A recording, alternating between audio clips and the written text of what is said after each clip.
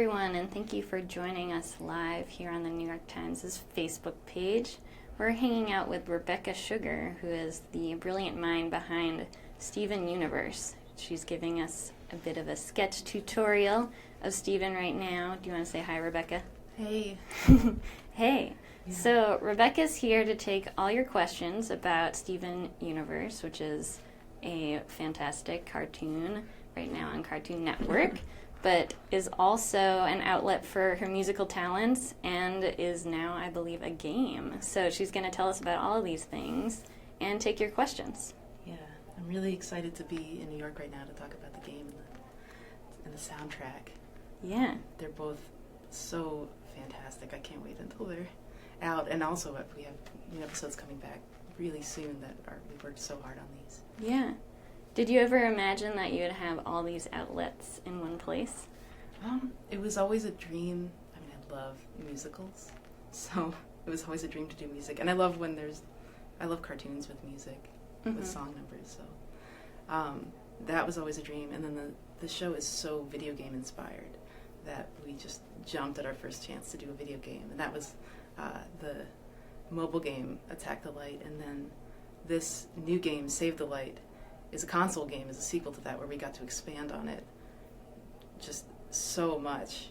There are all these little things we got to put into the first game, little chances to sort of talk to the gems and interact with them as Steven, but we could only do so much. And now that it's a console game, we got to expand on that like crazy, and you can actually build your relationships with the characters. You can choose your team.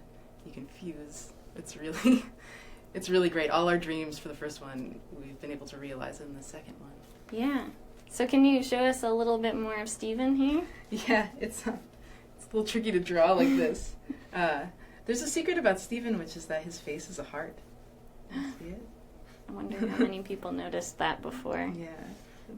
Just want to say that hearts are flying across the screen right now for you and Steven. That's so nice. Ryan Cecil Smith is asking, what cartoons with music did you love as a kid? Hi, Ryan. What cartoons with music did I love as a kid? I mean, I used to listen to songs in the key of Springfield, like over and over again. I mean, I love all the music of The Simpsons. I used to love old Fleischer cartoons, Betty Boop. I'm a big Betty Boop fan. Gosh, the old Disney movies. Yeah, I mean, if a cartoon had a song in it, I would be singing that song every day, all day. Wonderful. Ethan is asking, hi Rebecca, how can I as an aspiring artist and writer hope to create my own cartoon show? Oh my gosh. I would really recommend drawing comics. I come from independent comics. And I always dreamed of making cartoons, and the second I got to go to like animation camp, I went and I made animation. But the great thing about comics is that you can start telling stories, you can start drawing and writing and building up skills, and like no one can stop you from making a comic. You don't need any tools. You could do it on a napkin and it would be done. It could exist. You can make a comic right now and tell a whole story from start to finish. I feel like I'm still using ideas in the show that I was experimenting with in comics, like as a teenager, as a 12-year-old. I'm like still using some of the same ideas. Like I built up a lot of my plans that way. Yeah. So it's all in the ideas, it sounds like. Yeah. You can't wait. Like definitely start immediately. If you have any idea, and don't wait to be like, oh, I don't have the skill to do this yet. Just do it anyway. Yeah. You know, and you'll build that skill as you do it. Antonisha is wondering, will the soundtrack be released on CD? I want a physical copy so I can have it autographed. I'm actually really hoping for a vinyl. That's my dream. Yeah. So fingers crossed.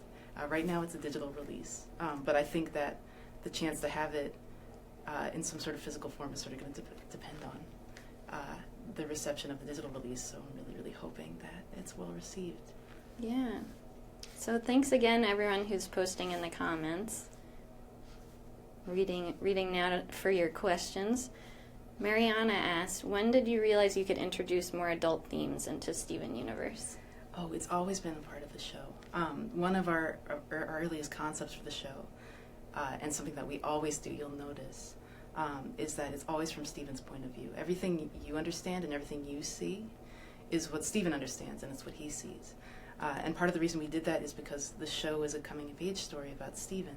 So as he matures, the show matures.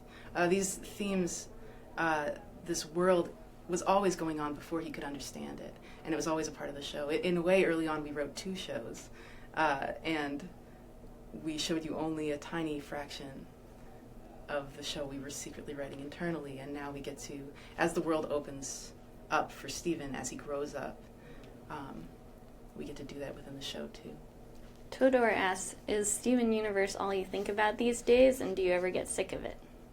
Oh, I think about it a lot. It's most of what I think about. I don't get sick of it. I think part of the reason I wanted to do this show, it's based off my younger brother, Stephen, who I will love forever. So I knew if I do this about Stephen, it'll be something that I will always want to work on and write about, and that I'll always love. I can never not love Stephen, so I can never not love working on this. Yeah. Well, that answers Connor's question. Sorry, not Connor, but Jonathan. What inspired the character of Stephen? Yes, my younger brother, Stephen Sugar. And he works on the show with me. He's the lead background designer on the show. So the world is his world. We've been working on it since the very beginning, since the day that I asked, hey, is it okay if I make a show about you? He's been helping. Did you have any misgivings about that? He was very supportive. I've been drawing pictures of him since we were little kids. It's not a new thing. And we always drew together. We drew comics together when we were kids. Yeah. You mentioned that Steven Universe is very much so inspired by video games. Kelvin Jones wants to know what some of those video games are. Oh gosh, it's mostly inspired by the video games that me and Steven would play together. Yoshi's Island is a big favorite of ours, a big influence. And a lot of, early on when we were talking about all the rich colors we wanted to have in the show, that was a big influence. And just the cuteness of it. Zelda Ocarina of Time was a big influence on both of us. And Wind Waker also, which is Zelda in general, we really love. And Mario. We had a Nintendo 64 that we would play together all the time. And in a way, some of the way we treat the designs is actually sort of inspired by Pilotwings 64, which was very simple three-dimensional characters. In a lot of ways, I wanted that to inform the design, like a very early Nintendo 64 game, that they're these simple three-dimensional shapes. Yeah. Sydney was wondering if you have advice for when you have a writer's block, or artist block, she calls it. Oh gosh. Artist block. It's really difficult. I think you have to sort of push through it. Well, there's really 2 things you can do. One thing is you can, if you have it because you've been working so much that you don't even know why you're doing it anymore, like put your stuff down and like walk away and just read something or go somewhere, go get inspired again. If you have it because you haven't been making a lot of stuff and now you're not sure what to make it about, just force something out of yourself. Like I like to put on music and just draw until something comes out good, and it can be very frustrating. And I think that's another thing too, if you're experiencing artist block, it's okay to be frustrated. Like, don't get frustrated about the fact that you're frustrated, because that is just a big old waste of energy. If you can sort of just accept that frustration and know that you're working towards something, then there's really nothing wrong with it. It doesn't mean anything's going wrong. It just means that you're at a point where you're ready to grow, and now you just have to do it. And growing pains are normal. Yeah, they sure are. Will Engel wonders, any chance that we'll see an emerald gem sometime in the future? Oh, I can't answer any spoiler questions. Maybe, would you mind drawing some of the gems for us? Sure. I'm trying to sort of fit them in the bottom. Here, I'll get another sheet of paper. Fill this one up. We'll see a little bit more drawing now, and then audience, mentally prepare for some wonderful music. Does anyone want to see anything in particular? Oh, yeah. Requests for particular drawings. Well, Micah wonders, how do you make the backgrounds? Oh, well, that's a question for my brother, That's for my your art brother, director, and for my team. The backgrounds are, first we do all the line work. We have what we need in the storyboards first. Like, we know where they need to be. Are they in the house? Are they outside? Is it an angle we've never seen before? And then the next step is to do the line work, where we define the space. And then we do color on that, and color is so important to the show. I have brilliant background painters that, and brilliant line artists. I mean, my background team is just unbelievable. So they take the space that's been created by the line work, and then they sort of inform it with light, swaths of light where they're hitting, pushing objects and spaces that are in the background, like pushing them back or illuminating them and darkening the foreground to create this sense of space. Yeah. So May wants to see a drawing inspired by Here Comes a Thought. Oh, okay. Do a little review. Other people are asking for pink diamond, lapis lazuli, rainbow quartz. Very clever. No. I could do that. Jonathan says garnet, garnet, garnet. Okay.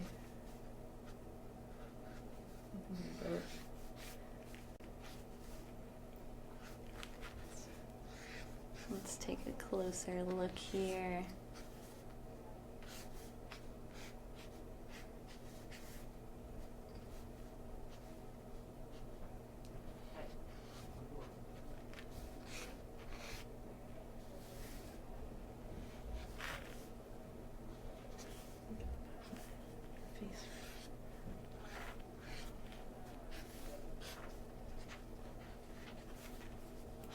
I love drawing garnet. I remember early on, when the show was new, we're always way further ahead than what's aired, and I would be at conventions, and I'd sketch Garnet with a big smile on her face, and people would be confused because they'd never seen that side of her, but we were already working on it internally. And I'd be like, oh, right, you don't know this. Well, to that timeline, Frank is curious, how long does it take to make an episode, and how many episodes are being worked on at once? It takes about 9 months to make an episode from start to finish, and I don't know exactly how many are happening at once. Everything is staggered, so any given day we're writing an episode while we're boarding an episode, while we're designing an episode, while we're coloring an episode, while we're recording an episode, while we're animating an episode, while we're reviewing an episode that's animated, while we're doing music on an episode, while we're finalizing an episode. In a week I'll be doing all of those things on multiple episodes, and it's very intense. Yes, sounds like it. I think my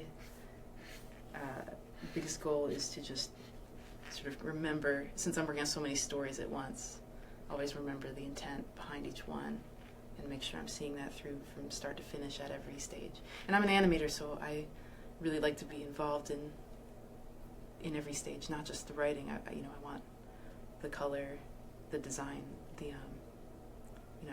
my team is incredible, so I trust them with everything, but I like to make sure that everything is relating to the point we were trying to make initially. Yeah. Eric says in all caps, "Thank you for putting POC characters on your show. I never had that growing up." Oh, of course. Of course. Thank you. Thank you for saying so. Oh, and Michelle is saying, any chance for a Steven Universe movie in the future? That's a dream. It's a big dream of mine, so I sure hope. And Kale asks, which gem do you relate to the most? Ruby. Ruby. The answer is Ruby. Yeah. I can get very stressed out. That's Ruby's sort of myopic hyper stress. It's very much a feeling that I have a lot. I'm always trying to counter that. I always want to be like Garnet, but I'm really more like Ruby. Yes, we all contain many personalities. And Brian is asking, what is your process for assigning personalities and strengths to different gems? process. I mean, I think you know, you're always going to be pulling from, you know, yourself, your friends, the people that you love. I think, you know, for me, it's important that all the characters be both flawed and for them to be someone that you love. And so I pull a lot from the people in my life that I love. Not supposed to the flaws. I think I pull a lot of flaws from me. But I think, you know, as we're working on different characters, I'm sort of thinking like, oh, like a lot of them are sort of amalgams of different ways that people I know sort of act and what I love about them. And so I think as we're working on these different characters, I try to pull from that. And then sort of mixed with like some of my favorite like cartoony tropes, but then I want to take them and I want to add a reality to them. Yeah. Well, thank you so much for answering all these questions. We're hoping that maybe you could provide an outro, a musical outro. Yeah, sure. Are there any requests? No requests yet. If anyone, maybe you can tune up, and folks who are watching, if there's a special song from the show that you want to hear, tell us now. Now's your chance.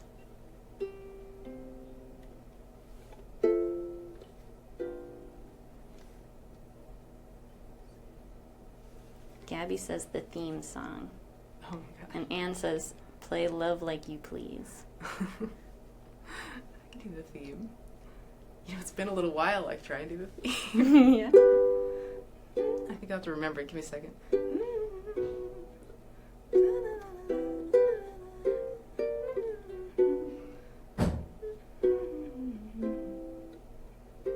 Okay, I remember it. We are the crystal gems. We'll always save the day. And if you think we can't, we'll always find a way. That's why the people of this world believe in garnet, amethyst, and pearl and Stephen. It's actually been a really long time since I've You pulled that one off. the theme song. That was great.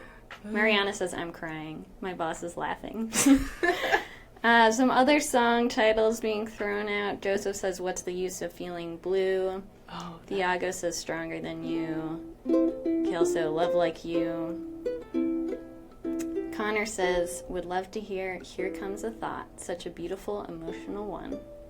Okay, I can try to do a little bit of Feeling Blue and Here Comes a Thought. Feeling Blue is interesting because on ukulele it sounds all wrong, even though I wrote it on ukulele.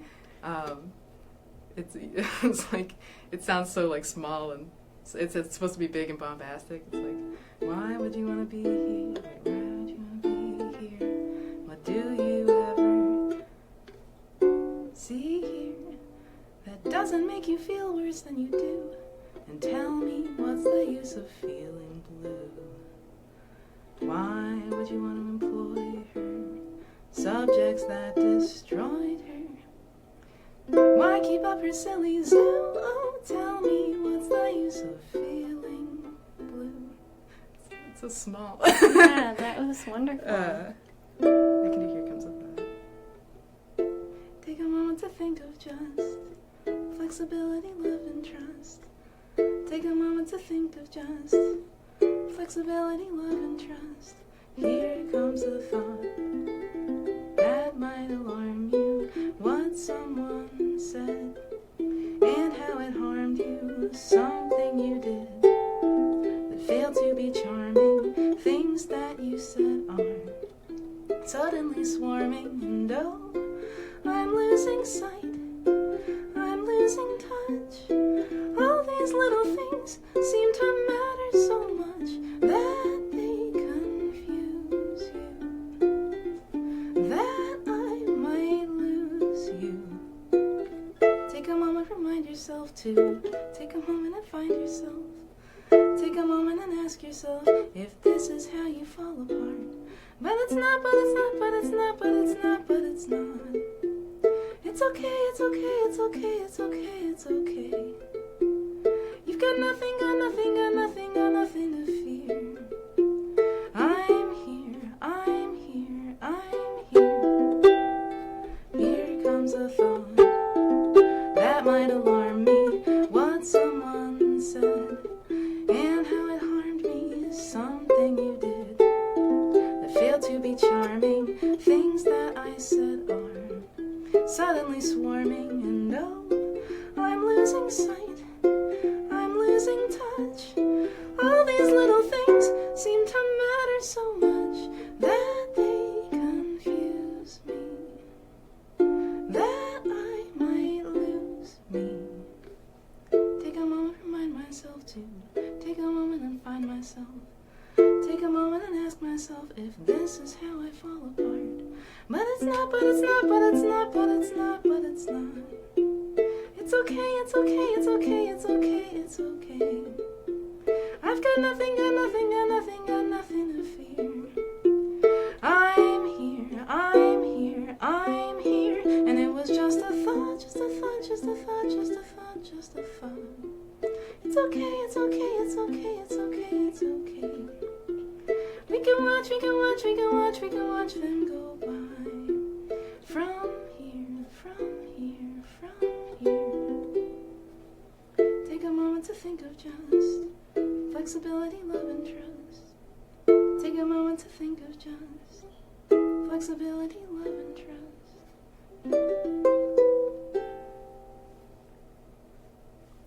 Wow. Thank you so much, Rebecca, for coming in. Thanks for having me. And thanks, everyone, for tuning in and asking questions. Great to hear from all of you. This is Josie Sedgwick from the New York Times. See you next time.